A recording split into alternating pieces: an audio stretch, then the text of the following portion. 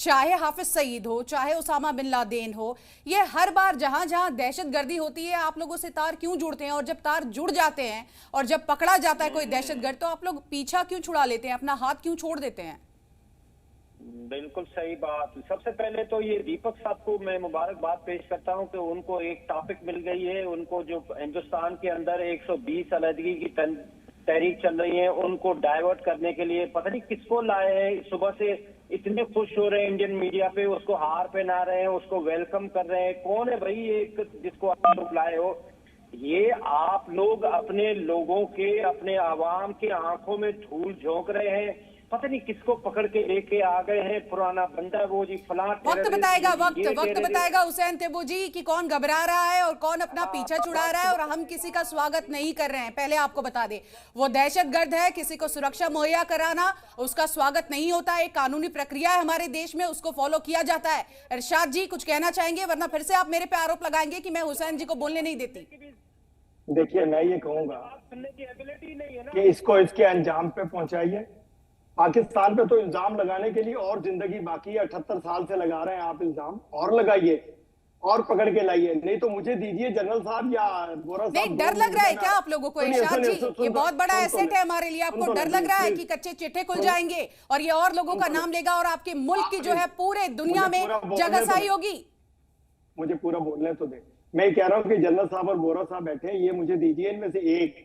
मैं अपने police constable को दूंगा, खुदा की कसम ये खुद से बोलेंगे कि मैं राना हूं, मैं दहशतगर्द हूं, मैंने इंडिया में क्या बातें करते हैं आप? पूरा मुल्क लगा हुआ है एक दहशतगर्द के पीछे, पूरे चैनल लगे हुए हैं एक दहशतगर्द के पीछे।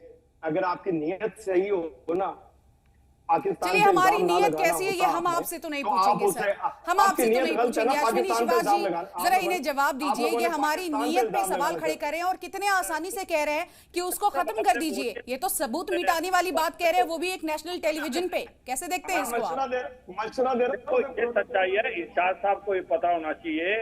आप ये ताहुर राना जब भारत में आके इसकी इंट्रोगेशन होगी और ये दूध का दूध और पानी का पानी बोलेगा और ये जब सच्चाई बताएगा कि कैसे आईएसआई इन्वॉल्व थी, कैसे ये ताहुर राना पाकिस्तान का एक फौजी अफसर था, डॉक्टर था 7 साल, और किस प्रकार से इसको आईएसआई इसको गाइड कर रही थी।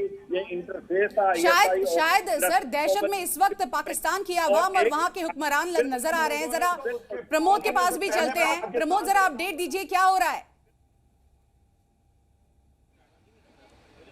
देखिए, इस वक्त मैं पालम के टेक्निकल एरिया के बाहर मौजूद हूँ और यही वायु सेना स्टेशन है पालम का, जहाँ पर जो प्लेन है वो लैंड किया है। और अब जो तहव्वुर राणा है उसे जब नीचे उतारा जाएगा तो पहले उसकी गिरफ्तारी डाली जाएगी, उससे पहले जो अरेस्ट मेमो है वो भरा जाएगा और उसके तहव्वुर राणा के साइन लेने के बाद जब उसे यहाँ पर लेके आया जाएगा भारी सुरक्षा में, और उसको सबसे पहले एनआईए के दफ्तर ले जाया जाएगा, जहाँ पे डॉक्टरों की टीम उसका मेडिकल करेगी। मेडिकल करने के बाद उसे कोर्ट में पेश किया जाएगा, चाहे वो वीडियो कॉन्फ्रेंसिंग के जरिए हो या फिर फिजिकली हो। और एनआईए ज़्यादा से ज़्यादा दिन के रिमांड की मांग प्रमोद करेगी। आपके पास लौटूंगी। अरविंद, एक प्रोसीजर होता है और देखिए कोई भी दहशतगर्द हो, कोई भी गुनहगार हो, भारत में और भारत की सरकार कम से कम उसे अपना पक्ष रखने के लिए वकील भी देती है। आपसे जानना चाहूंगी, तहव्वुर राणा को वकील दिया जाएगा? क्या अपडेट है, क्या आपके पास डिटेल्स?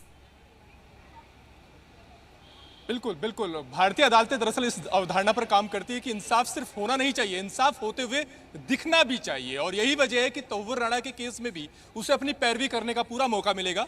कोर्ट उसे इस बात की छूट देगी कि वो चाहे तो अपना वकील रख सकता है, और अगर तहव्वुर राणा को अपनी तरफ से कोई वकील नियुक्त नहीं करता है तो ऐसी सूरत में कोर्ट उसकी पैरवी करने के लिए अपनी तरफ से उसे वकील नियुक्त करके देगी। अजमल कसाब का आपको केस याद होगा। अजमल कसाब का जब सुप्रीम कोर्ट में केस चला था तो वहां पर भी कोर्ट ने अपनी तरफ से अमेरिकस क्यूरी नियुक्त किए थे राजू रामचंद्रन को, जो कि अजमल कसाब की तरफ से पैरवी की थी जिन्होंने सुप्रीम कोर्ट में।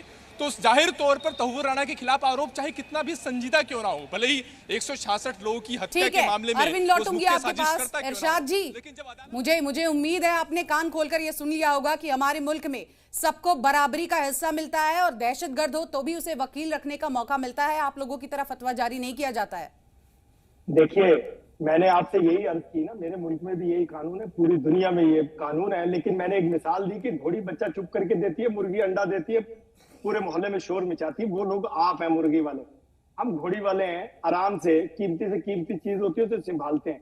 दहशतगर्द को भी ऐसे संभालते हैं, किसी को पता अरे ना चले। गर्त में साथ आपका वाले- मुल्क जा रहा है, कहाँ आप बात कर रहे हैं कि सुनिए। ढोल पीट रहे हैं, क्यों नहीं? आप सुनिए, भारत की सुन ये लीजिए। एक बहुत बड़ी पूरा डिप्लोमेटिक देखिए, जीत है, पूरा हम मुझे क्यों बोलने- नहीं इसका जश्न मनाएं? मुझे दीपक सर बोलने- ये कह रहे हैं मुझे हम बोलने चुपचाप दो, इस मेरा काम को पूरा अंजाम सवाल- दे दे, क्यों? मुझे जवाब देने दे, पूरा जवाब देने दे। मैम, दूसरी बात ये है, कुछ घोड़ी की बात कर रहे थे ना, वो खामोशी से बच्चा देती है, तो आतंक भी तो ये खामोशी से करने की कोशिश करते हैं, फिर एक्सपोज हो जाते हैं, फिर इनकी घोड़ी इनको लात मार देती है।